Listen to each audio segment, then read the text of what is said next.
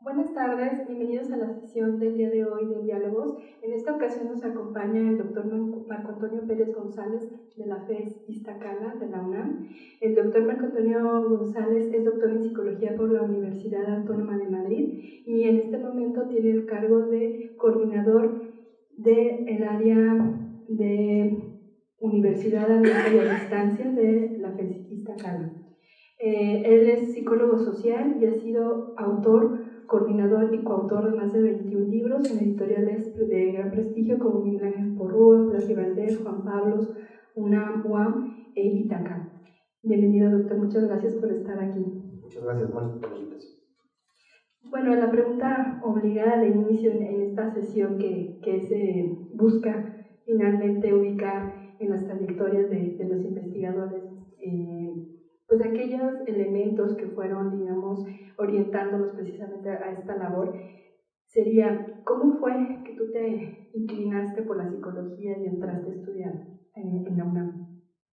Bueno, pues yo soy egresado de CCH Sur, de un bachillerato, de una modalidad de bachillerato en la UNAM, y he estado yo en mi último semestre y no tenía elegida una carrera. O sea, yo tuve un problema vocacional y cuando entré a la universidad entré a la Facultad de Ciencias Políticas y estuve muy poco tiempo en la facultad. No me sentía a gusto, así que fui a orientación vocacional a la dirección general y tomé algunos cursos para que me dijeran que para qué era bueno, o cómo me podían decantar por alguna licenciatura en específico. Hice todas las pruebas y la conclusión fue que podía yo estudiar pues, cualquier carrera, básicamente, menos las que tuvieran matemáticas.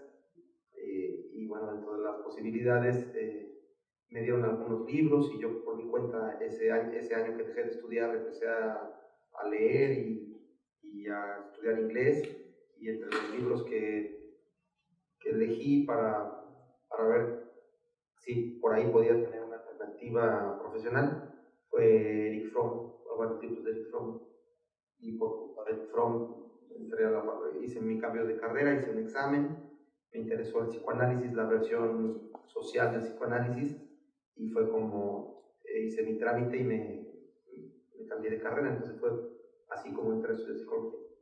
De una forma un poco incidental, ¿no? O sea, fue... Sí. ¿Cuál fue tu experiencia de estudiar en la UNAM, estos primeros años de tu formación de psicología? Bueno, pues yo entré a estudiar psicología como la mayoría de los estudiantes, con la idea de posiblemente ser psicólogo clínico, y empecé a estudiar. La verdad es que yo disfruté mucho la carrera, disfrutaba ir a clases y estar con los profesores y leer y prepararme. Pronto me di cuenta que lo mío no iba a ser la clínica y hubo un movimiento estudiantil en aquellos años. Va a cumplir 30 años el inicio del movimiento estudiantil del CEU, donde los estudiantes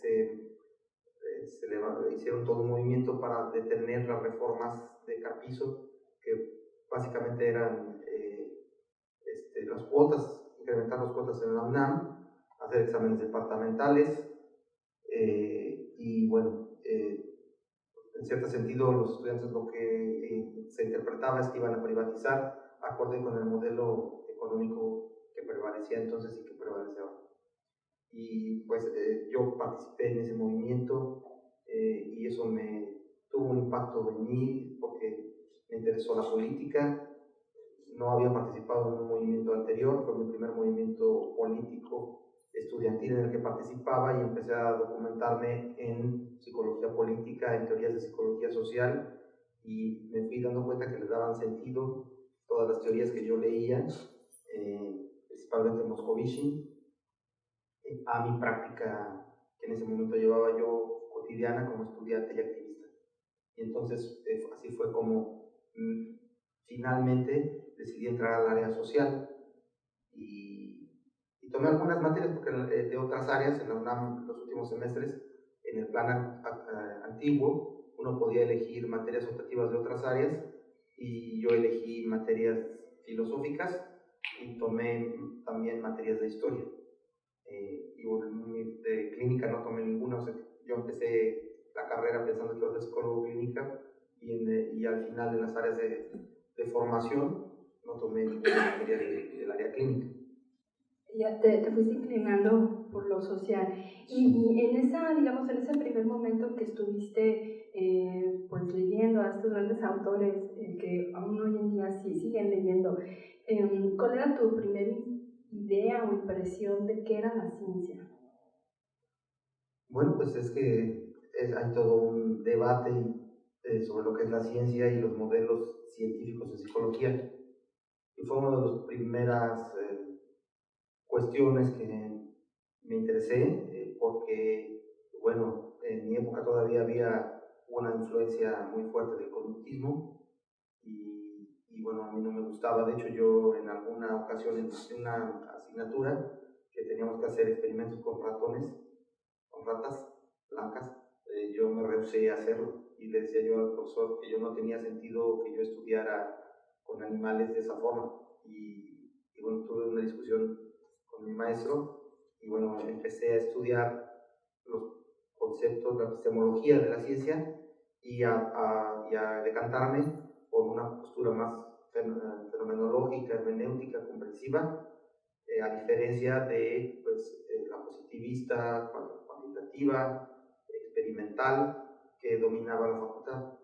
Y bueno, en esa época en la que yo me formé, ya venían muchos profesores cuestionando el modelo dominante norteamericano de hacer psicología y bueno, con un planteamiento epistemológico determinado y se empezó a abrir en la facultad otras formas de hacer psicología y ciencia. Y de ese, digamos, de esa reflexión tan importante, ¿cómo fue el paso hacia el trabajo institucional que tú realizaste en Pemex? Bueno, en Pemex yo empecé a trabajar antes de irme a mi posgrado, porque, bueno, ahí hice mi servicio social, después estuve trabajando un tiempo, después me fui a mi posgrado y cuando regresé a trabajar en Pemex, yo entré a un área de recursos humanos. A mí no me interesaba la psicología organizacional, pero sí la psicología social, y lo primero que empecé a realizar fue apoyar a unas compañeras haciendo pruebas psicométricas de selección de personal, que no me gustaba lo más mínimo, ¿no? De hecho, yo les dije que yo no iba a hacer las pruebas de selección de personal, las baterías, pero yo las integraba. Entonces a mí me daban la información y bueno, una de las cualidades que desarrollé, pienso yo, gracias a mi formación académica, es de que escribía razonablemente bien. Yo leía bastante en esa época y bueno, podía escribir de una manera comprensible y de hecho a mí después me pusieron, les gustaba cómo escribía yo los reportes, porque no hacía yo los reportes nada más así marcando puntualmente los resultados obtenidos en las pruebas, sino que lo aprovechaba para darles un giro un poquito poético. Y entonces la persona que era mi jefa le gustaba mi estilo y decía, no, antes de que lo integren, pásenselo, o yo lo tenía que hacer porque le daba un poco más, le ponía un poco de estilacho, y gracias a que tenía yo esa cualidad fue que me mantuve en Pemex, porque en realidad mi perfil no era de un psicómetra ni tampoco de un psicólogo organizacional. Al poco tiempo me mandaron a un área de capacitación y después de recursos humanos y empecé que fue la etapa más interesante para mí en Pemex, que fue conocer los centros de trabajo. Entonces yo no existían las computadoras así de manera masiva y entonces me mandaban a mí, que era el más joven, a los centros de trabajo a levantar inventarios de recursos humanos y pues yo me la pasaba muy bien porque conocí todas las zonas petroleras, trabajé con obreros, con técnicos y bueno, pues esa fue la parte interesante, donde yo aprendí, más que yo dar algo de psicología, yo lo que fue al revés, mi práctica profesional en ese entonces, que tenía poco que ver con mi interés psicológico, más bien fue que yo aprendí muchas cosas de Pemex para posteriormente aplicarlas en otra forma, Una psicología social organizacional, algo por Sí, como una psicología social organizacional. Sí, efectivamente. Y eso lo apliqué después, pero no en Pemex. Pemex fue para mí una experiencia de aprendizaje más que una experiencia profesional. Y de ahí de Pemex, como una experiencia de aprendizaje, ¿cómo fue el salto hacia ya la investigación, la docencia? Bueno, yo estaba en Pemex porque pues ya tenía yo a mi hija y estaba casado y tenía que trabajar y mantener una familia, ¿no? Entonces pues esas eran más o menos las razones, pero siempre pensé que la revolución me haría justicia y que algún día estaría dando clases en alguna universidad. Así que nunca abandoné ese interés y fui a buscar chamba, así que yo fui, al mismo tiempo que trabajaba yo en Pemex, era yo profesor en la Pedagógica Nacional, en algunas unidades de la UPN. Después me invitaron a dar algunos cursos en la Metropolitana y bueno, por un lado trabajaba yo en Pemex y después iba yo a dar mis clases y así estuve hasta que en Pemex me pidieron que hiciera un curso de administración y calidad, que buscara proveedores porque estaba yo en esa área de capacitación y se me ocurrió hablar al TEC y luego el TEC nos invitó a una comida, ya sabes cómo son en el TEC, y bueno, ahí estuve y en la comida le pregunté a alguien, le dije, oye, yo sé que aquí hay puros ingenieros, entonces pues si algún ingeniero les dan unas clases de psicología o de temas culturales, pueden contar conmigo que yo soy doctor. Y entonces me dijo la persona que estaba encargada del curso, de tratarnos de convencer, dice, no, si aquí sí damos psicología. Y para mí fue algo novedoso porque yo pensé que el TEC nada más daban ingenierías. Y en ese momento me dijo, voy a decirle al jefe que aquí hay un doctor de psicología y a lo mejor te habla por teléfono. Ah, está muy bien. Terminó esa sesión y saliendo se me presentó una persona como de 2 metros que tú conoces bien. En ese entonces Rosendo Romero, que era el jefe de psicología, usaba unos bigotes así, pelo largo, y entonces me dijo que quería hablar conmigo. Fui a su oficina, le interesó que fuera yo doctor, eso pues les daba puntos, y después me enteré que les daba puntos, y me dijo, no, pues si tú puedes dar clases yo te doy, y entonces me ofreció clases, y así fue como empecé a dar clases en el TEC.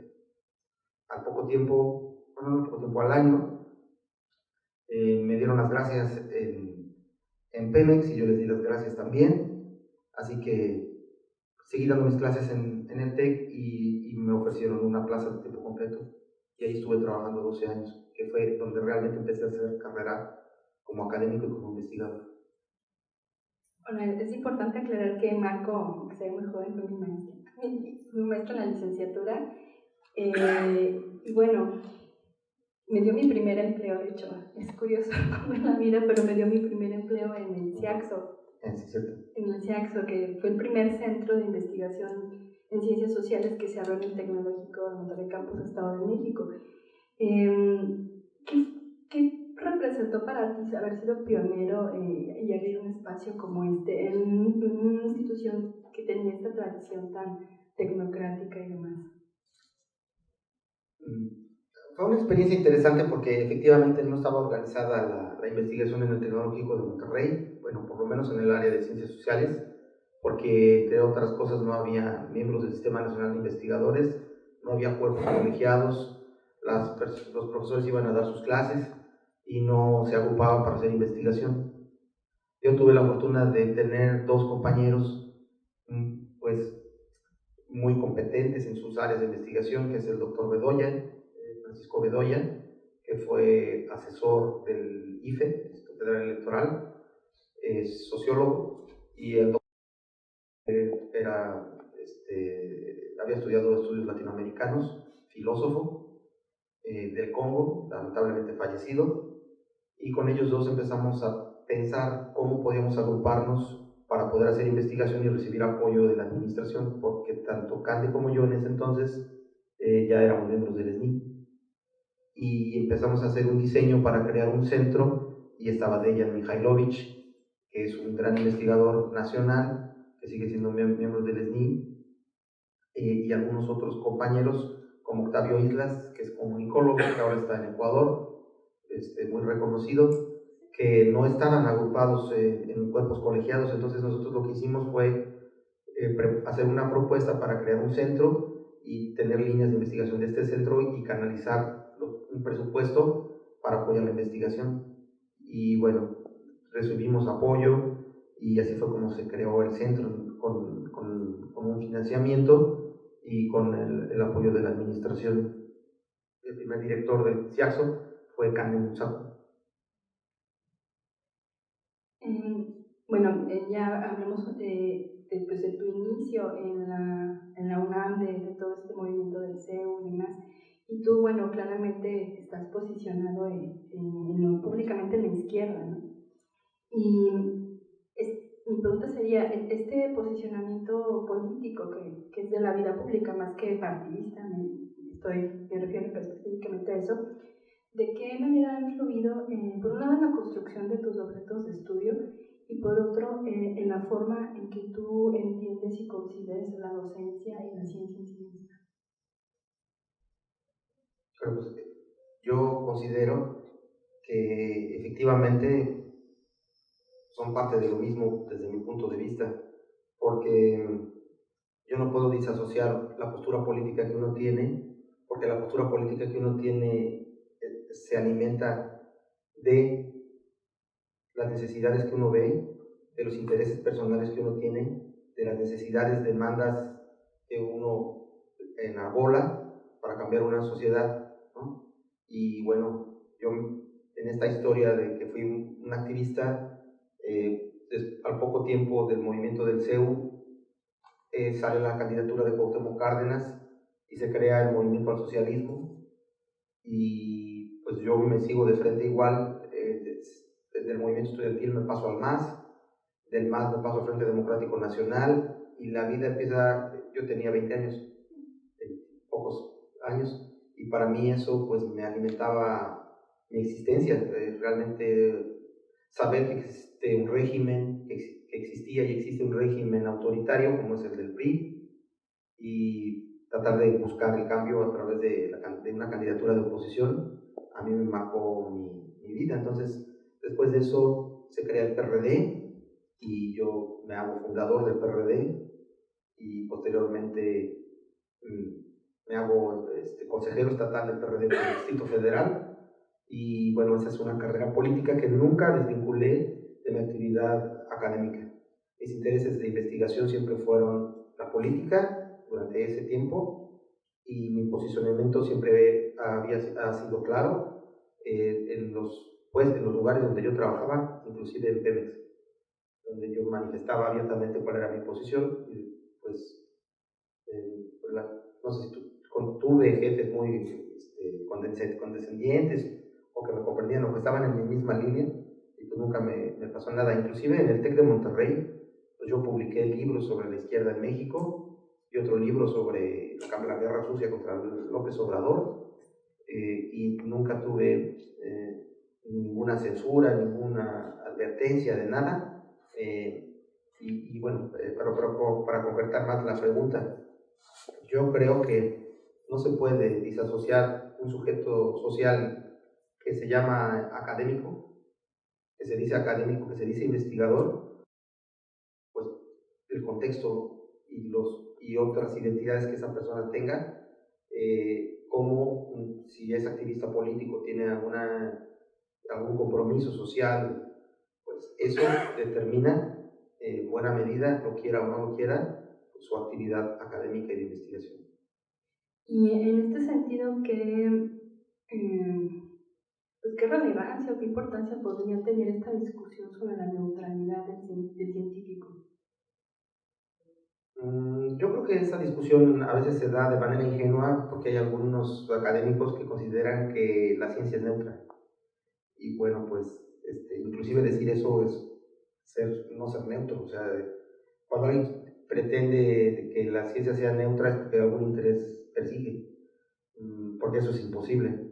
O sea, la neutralidad ideológica en la ciencia ya está, es un tema yo considero superado, porque eso es imposible. La verdad es de que el autor de la investigación científica, de lo que le interesa, pues lleva una carga ideológica y no se puede ocultar, inocultable, y eso es un hecho evidente, parece a mí. En este momento de tu vida, ahora que estás trabajando, que sales de TEC de Monterrey, que ingresas pues a una universidad como la UNAM, de FES Iztacala, algo de todo lo que, digamos, nos has contado sobre el activismo, sobre tu visión de la psicología y demás, ¿se ha modificado? ¿O de la investigación se ha modificado? Yo no lo sé, o sea, yo creo que no, pero pues alguien a lo mejor puede decir que sí, alguna persona externa. Yo ya había yo había tenido cargos administrativos en el TEC de Monterrey porque fui director del Centro de Investigaciones Sociales varios años. Y bueno, en el TEC, como la naturaleza de mi trabajo era más bien tratar de hablar con los investigadores para que siguieran produciendo y hablar con los investigadores para convencerlos de que no hicieran turismo académico, lo que significa que meten el mismo paper en Argentina y luego con el mismo viajan a España y luego con el mismo viajan a Perú. Entonces, cuando yo detectábamos eso, pues teníamos que hablar con los investigadores y decirles que pues eso no era válido. Luego tenía yo problemas, pero en general los investigadores en mi trabajo académico pues se podía discutir, hablar y razonar y llegar a un acuerdo, ¿no? Cuando ellos no tenían la razón, me costaba un poco de trabajo convencerlos, pero finalmente creo que lo pudimos hacer. Ahora que estoy en la universidad, en la UNAM, y tengo un cargo académico, los niveles de comunicación interesada, por no decir grilla, bautizarlo con otro nombre, son más altos, porque es una universidad ya con mayor antigüedad y grupos consolidados y con ciertos prestigios y que tienen líderes, y entonces esos grupos se asocian para intentar imponer ciertas condiciones de trabajo y además tener ventajas, ¿no? Eso ocurre en muchas universidades y muchas de esas cosas son válidas, pero lo que no es válido, digamos, es tratar de llegar a un punto en el cual ahorcan a una administración. Y en el caso en el que yo estoy ahora, pues tengo la ventaja de no formar parte de ningún grupo y de tratar de hacer un trabajo transparente, y cuando se ocurren este tipo de conflictos, digamos que lo que hago es un poco negociar, pero más bien actuar utilizando el poder que está más arriba de mí para resolver problemas en los que yo no me voy a enganchar. Digamos que esa técnica es un poco la cuestión administrativa de resolución de conflictos en un plano de administración. Ahora, en cuanto a mi perfil social público, yo tengo una página de Facebook que pueden entrar los que quieran. Mi página es abierta, yo digo lo que pienso. Creo que pues si yo dejara de hacer eso, pues no sería yo, entonces no dejaré de decir lo que pienso. Pero la verdad no he tenido ningún problema. Eso además me divierte porque me expreso como soy, y mis líneas de investigación sí se han modificado. Sí se han modificado porque la política que yo estudiaba de los partidos políticos, los liderazgos políticos, me ha dejado de interesar desde hace un tiempo para acá, desde el peje que dejó el gobierno de la ciudad y después algunas lecturas que he hecho sobre la situación política, le he perdido interés al estudio de la psicología política institucional. Pero sí me interesa, por ejemplo, el ciberactivismo, y yo creo que, ahora sí, como dice el dicho, uno se debe modernizarse o morir. y pues yo desde el TEC me interesé por las nuevas tecnologías y estoy haciendo investigación utilizando nuevas tecnologías, tanto en el plano educativo como en el plano social, de cómo las interacciones mediadas tecnológicamente impactan en la sociedad. Y ya dejé un poco mi interés de hacer investigación en psicología política. Eso ya solamente lo dejo al activismo que yo pueda hacer, que además es muy poco porque tengo que estar en la oficina y ya me cuesta más movilizarme, pero de todas maneras lo hago cuando puedo. Y ahora mis intereses académicos de investigación sí se han modificado. Entonces, ayer estuvimos en una conferencia sobre la psicología social hoy y un chico muy entusiasmado que nos dijo que él quería ser filósofo de la ciencia. Lo dijo como a manera de promesa, de provocación. Estuvo muy interesante su forma de expresarlo. Si tú, digamos, pudieras regresar en ese momento y él te preguntara para ti qué es la ciencia, cuál es la labor de un investigador, ¿qué consejos o qué le podrías decir tú a él? Digo, pero obviamente, ¿qué le dirías si tuvieras más una oportunidad de hacerlo? ¿De ampliar la respuesta de ayer? Sí. ¿O moverme yo del tiempo a cultura afuera? No. ¿Tú qué le dirías a él? ¿Qué consejo le darías? Pues yo le diría que sí, lo que le dije ayer fue que me daba mucho gusto que quisiera seguir estudiando en una área de interés tan importante como es la filosofía de las ciencias, por un lado, y por otro, pues le diría que la actitud de un investigador siempre es la de adquisición de conocimiento, no la de comprobar, como lo dije también en el curso que estoy dando, con el que estoy conversando con otros profesores. El interés de la investigación no es comprobar hipótesis. O sea, cuando hace investigación para comprobar sus hipótesis, pues mejor se debería dedicarse a detective o lo que sea, otra cosa, pero no a hacer ciencia. O sea, el que hace ciencia acumula información y al acumular información te plantea un reconocimiento de la realidad diferente. Y eso es la riqueza de la investigación. Entonces, al estudiante yo le diría eso, ¿no? Vas a estar al frente de una gran cantidad de conocimiento y que eso es enriquecedor para tu vida y para tu labor intelectual en el futuro. Desde tu perspectiva y desde tu experiencia, la psicología social en México y la psicología en general, ¿qué le falta? Digo, hemos hablado un poco de eso, pero me gustaría retomarlo ahorita. Yo pienso que puede haber, más bien no lo pienso, sino lo podría asegurar que hay poca vinculación con problemas más trascendentes. Es decir, mucha de la psicología social que se hace es que yo no niego que tenga su interés, preocupación, pero uno no puede, digamos, orientarse a ver por qué el marido se enoja con la esposa o por qué las parejas, qué condiciones de interrelación, de interacción tienen que existir para que se sigan queriendo. Un tipo de psicología social que puede resultar interesante, pero que no es relevante socialmente. O sea, en realidad hay muchos problemas, como lo comentaba ayer, que son problemas que enfrenta el país y que yo creo que la psicología poco ha aportado para su resolución, o ya no digamos su resolución, sino su comprensión.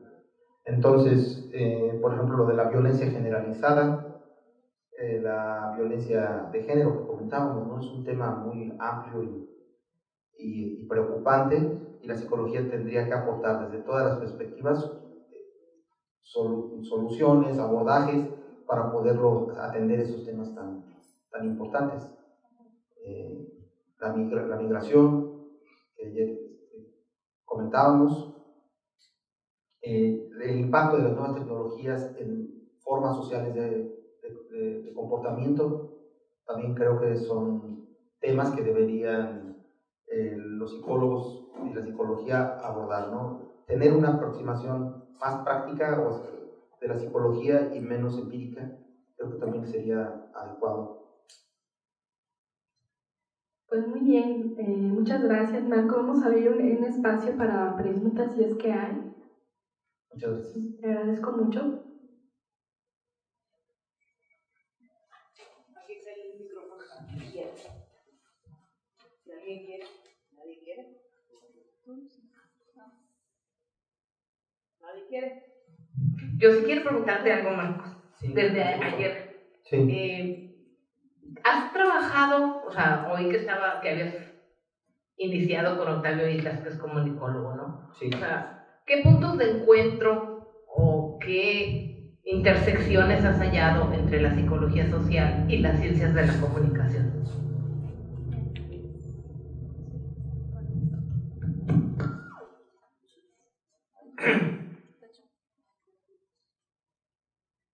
Pues yo pienso que la psicología, como lo planteamos con Vichy, la psicología social estudia la ideología y la comunicación.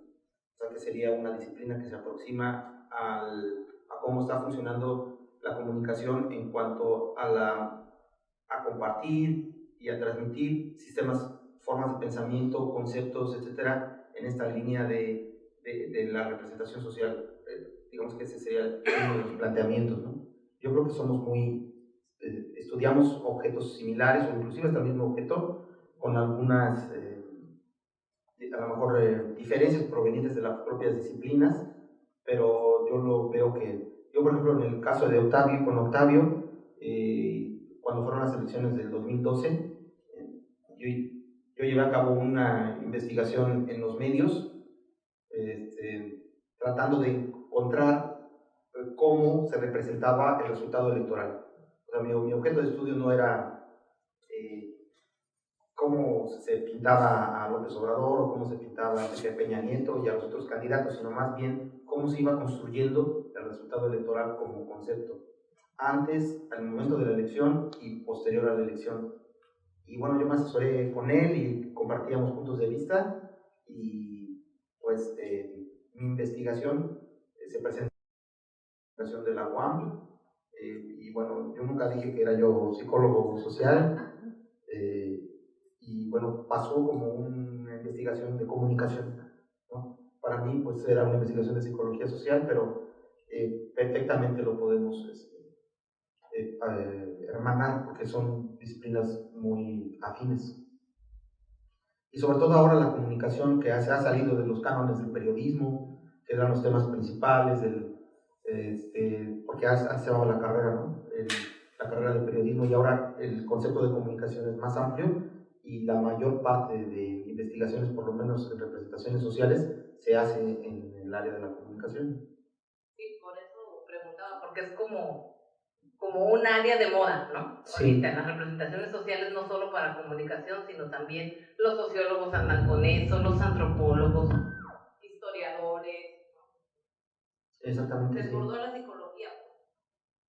Así es, de acuerdo. Muy buenas tardes, mi nombre es Esperanza y quiero conocer un poco tu visión sobre el futuro tanto de la disciplina en general con estos nuevos escenarios que hay y particularmente de la psicología social, porque si uno revisa los planes de estudio de todas las universidades, tanto públicas como privadas, hay 2 o 3 programas que dice título psicólogo social, que salen con la formación de un psicólogo social. Entonces, realmente hay como 2 o 3 programas y la UAM es uno de ellos.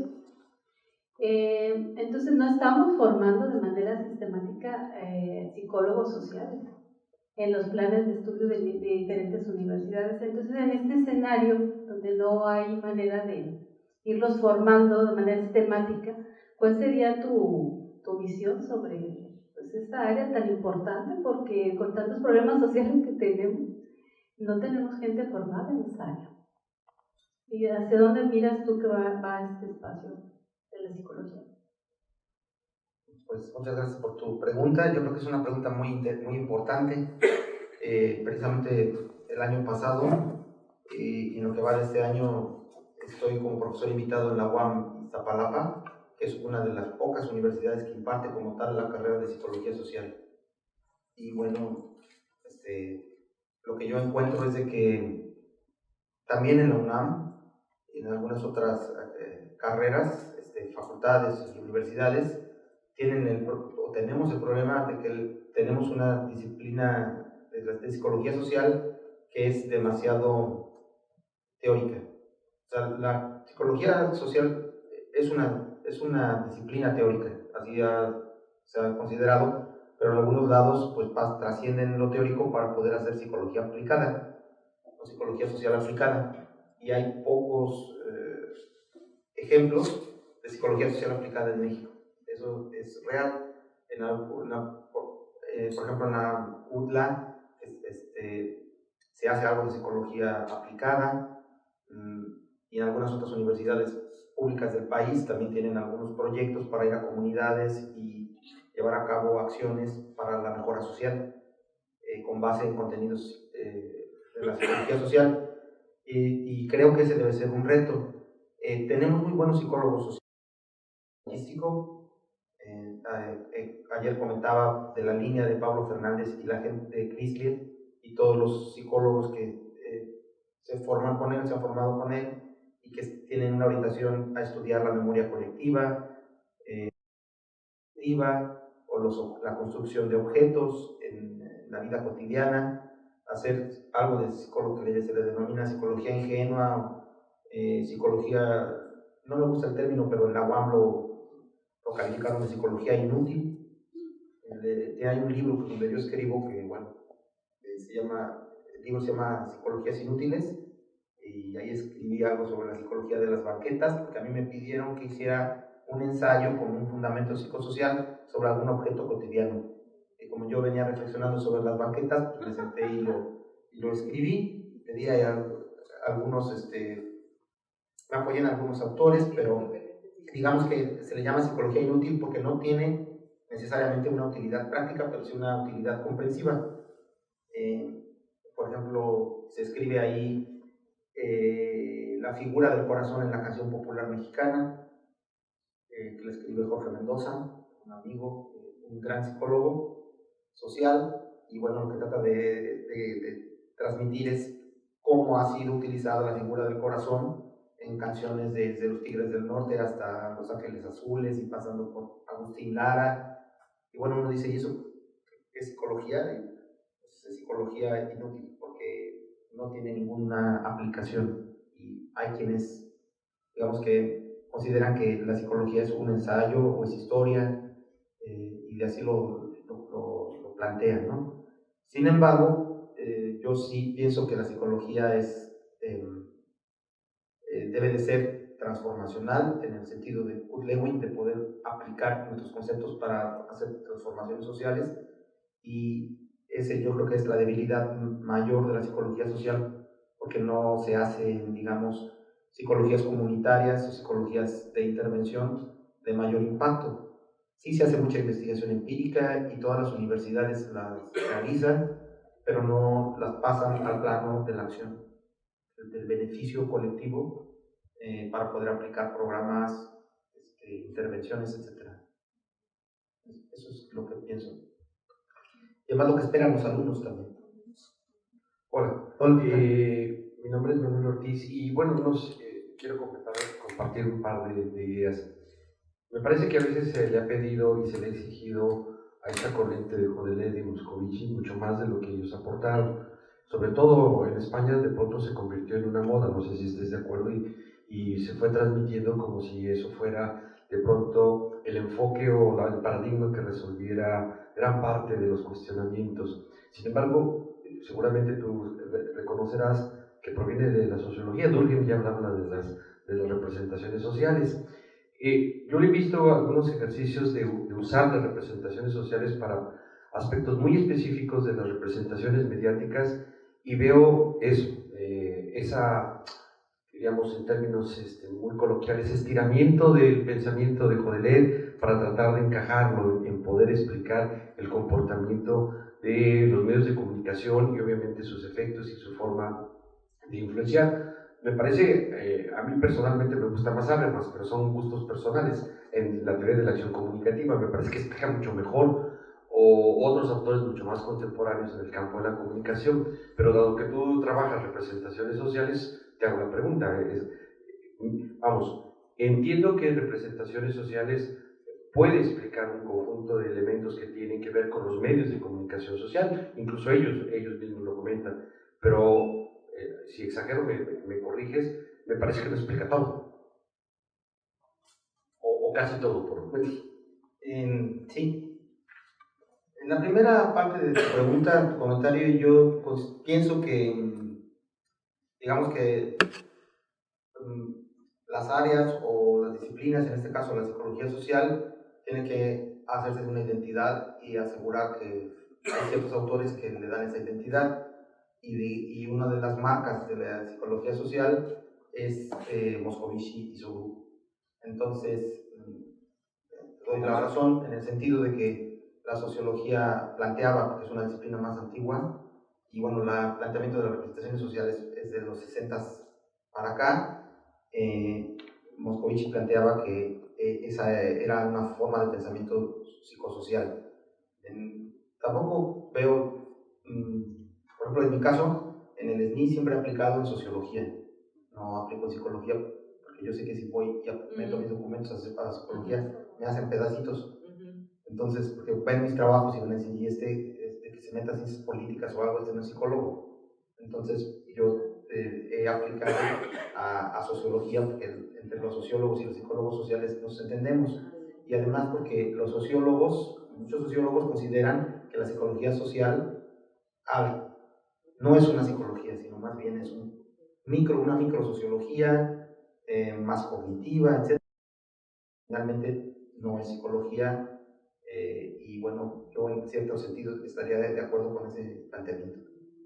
Y bueno, la teoría de las representaciones sociales creo que sigue siendo, yo hice no es que ya tiene tiempo, pero hice un estudio estadístico de las tesis que se elaboraban en todas las facultades en la UNAM desde el 85, de Emily Ito, una psicóloga muy importante que tiene metodóloga cualitativa, que su tesis de licenciatura la hizo sobre representaciones sociales, hasta el 2002 o 2003, que fue cuando presenté el trabajo, y hubo una expansión de la realización de tesis en el tema, y además en los últimos 10 años y los últimos 3 años ya había igual de número de tesis realizadas en la Facultad de Ciencias Políticas que en Psicología, y ya lo había sobrepasado hasta el último año que yo reporté, lo que significa que se popularizó la teoría y que, bueno, evidentemente que es una teoría que se pensó como una macro teoría que explica muchas cosas,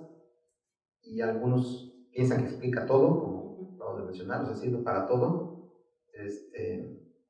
Como hay no estoy acordando de una película norteamericana, que hay un jabón que se echa así, ¿cómo se llama el famoso jabón norteamericano? El Windex, le decía El que Windex. para todo el Windex. Exactamente, el Windex. Las representaciones sociales son un Windex. O sea, sirven para todo. Entonces vamos a explicar todo, ¿no? Cuando hay ciertos criterios que, si se respetan en los términos del planteamiento original de Moscovici, nos constriñen la aplicación de la teoría a ciertas características que se deben cumplir. Pero hay autores que efectivamente la estiran, y hay quienes la modifican o la incluyen o la mezclan, y bueno, la teoría la han utilizado para eso, que finalmente, si aguanta un análisis, bueno, pues está bien, pero el problema es que si no lo aguanta, un análisis crítico, me refiero, pues lo que están haciendo es un Frankenstein teórico, ¿no? Que es lo que muchas veces ocurre.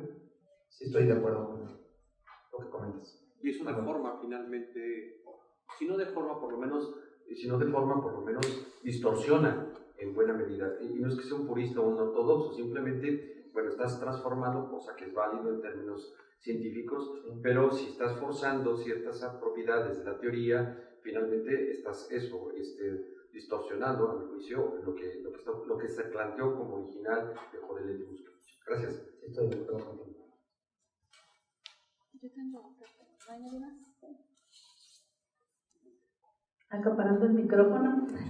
Tengo otra pregunta, sobre todo considerando que estuviera se está grabando la sesión, entonces los alumnos pueden revisar esta sesión, entonces, que es uno de los objetivos de este proyecto de diálogos.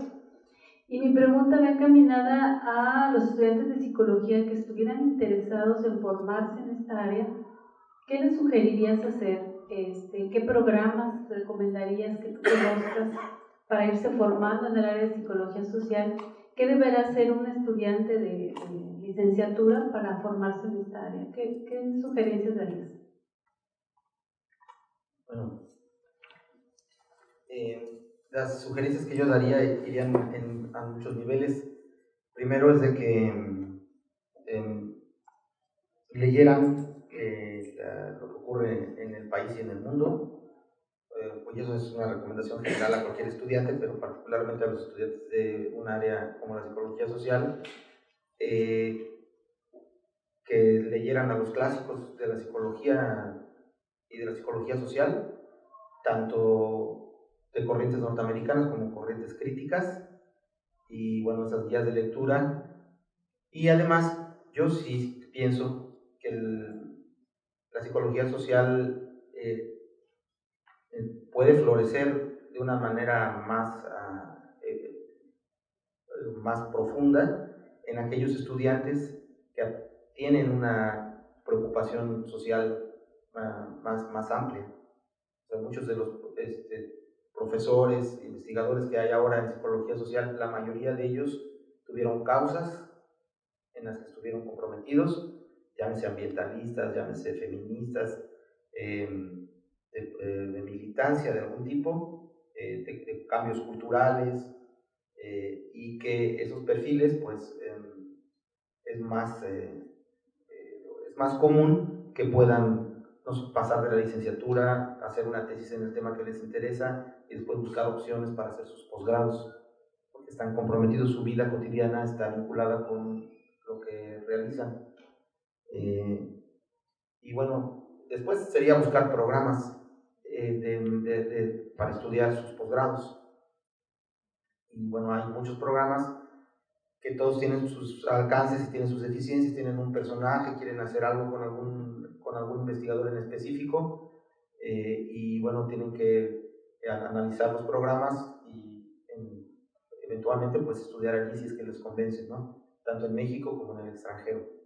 Y después pues empezar la carrera académica, que en estos tiempos es una cosa muy complicada y difícil, pero que vale la pena si es que ese es su interés.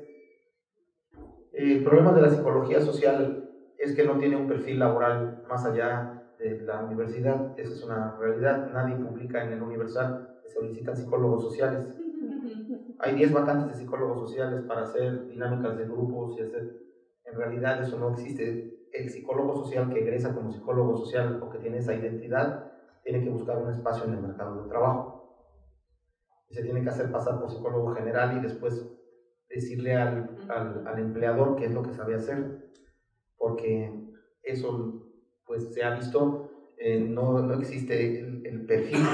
En Estados Unidos sí quieren un psicólogo social, porque ahí sí saben que un psicólogo social hace estudios de influencia social o de persuasión, y entonces lo contratan para ese fin. Pero en el caso de México, la verdad es que el mercado de trabajo desconoce lo que hace un psicólogo social, y eso es problema de las universidades que dan esa carrera y que no se vinculan con los empleadores, y en esas condiciones pues es el alumno el que tiene que hacerse un espacio en el mercado de trabajo.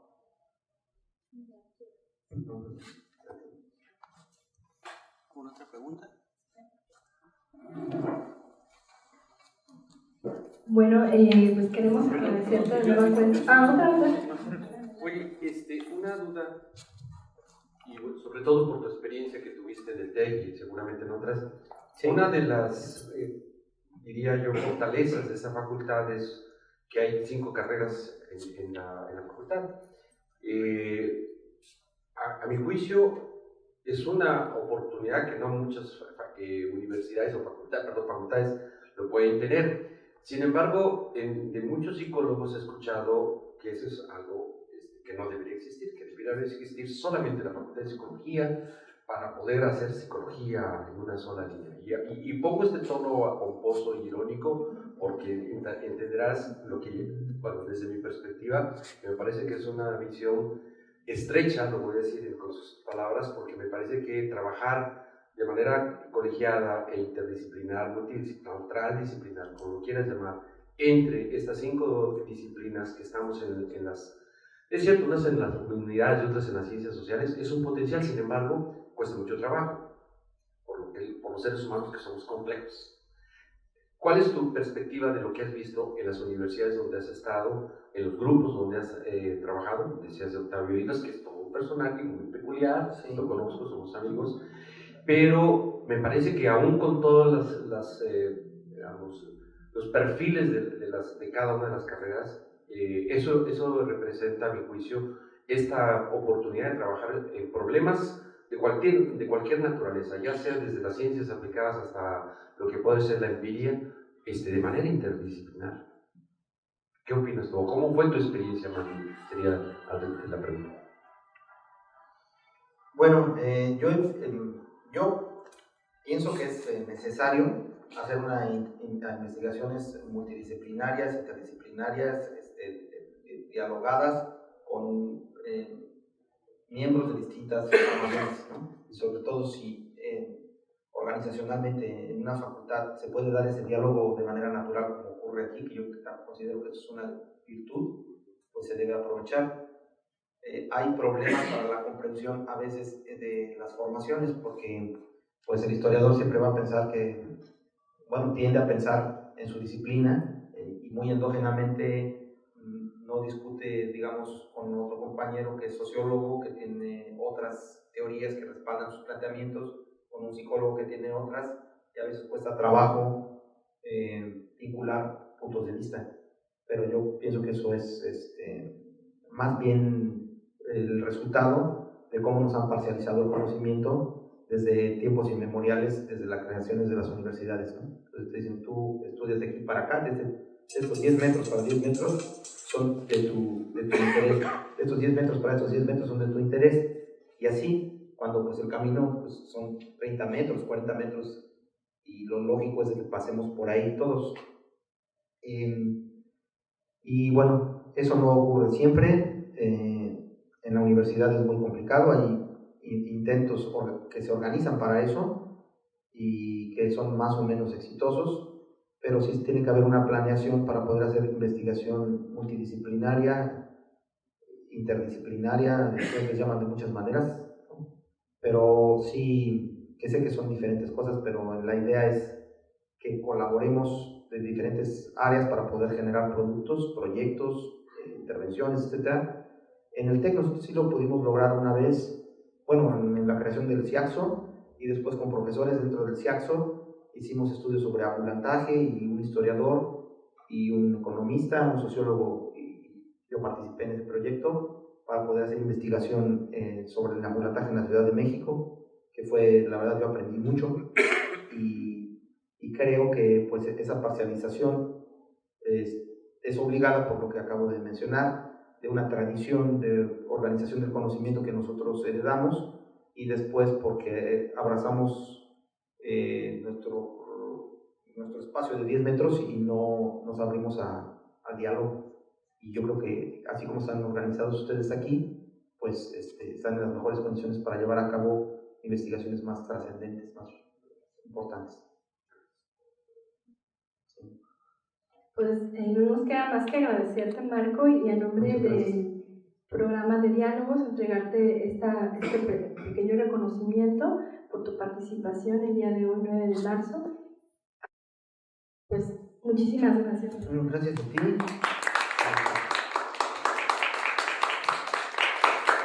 Que lo haya yo aburrido, pero son muy tolerantes. Muchas gracias. Pues muchas gracias a todos.